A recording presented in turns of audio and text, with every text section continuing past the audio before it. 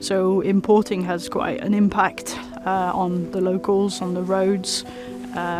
Plus, it's expensive. So if you've got everything that you need here, the reeds are fantastic. Erosion protection system, they're natural, sort of habitat for wildlife. So it ticks all the boxes. Tried the sustainable approach by, typically sourcing material locally. So we tend to dig out soak dikes, so like drainage ditches at the on the landward side of the bank, and we use that material to build the new banks with. To build your flood defence, you really need a good impermeable clay. To bring that into the Broads would have been really cost prohibitive. There's only a few quarries in the UK that have got sort of perfect material, so we had to use what we've got on the Broads. So if you go out walking along the Broads, you'll now see new dikes where we've excavated material and used that material to build the flood bank.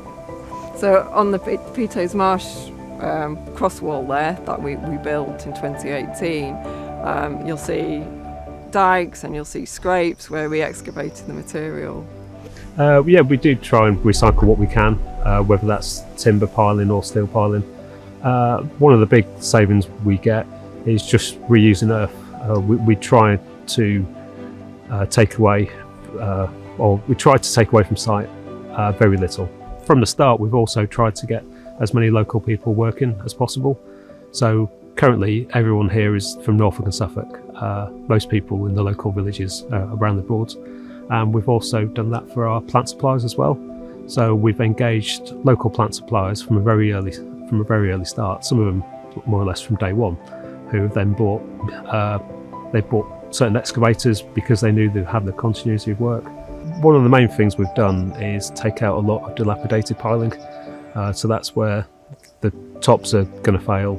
So we've gone in beforehand, maybe 3 or 4 years, built these new setback banks, which are obviously more sustainable because banks have been around the Broadlands for hundreds of years, whereas steel piles might have 40 years life.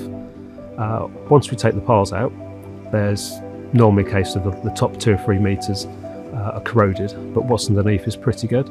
So we take the tops off and then reuse where we can the bottom parts. So whether that's in new frontage piling, which would be further up the northern rivers where they don't need to be quite so deep, rather than somewhere near the estuary. And also with the new piles, we'll also do anchor piles to hold them in. So where we buy new piles, we're still recycling the old piles for anchor piles. Then we also do plastic piling as well, which sometimes is a good way of getting things done where there's other difficulties, whether that's ecology or actually accessing the area. We've probably done 6 kilometres around Fritton and St Olaves, and at Fritton and St Olaves there's a big adder population, reptiles, slow worms, that kind of thing. So we've had to put the crest piles in, and that way they can still go along their merry way.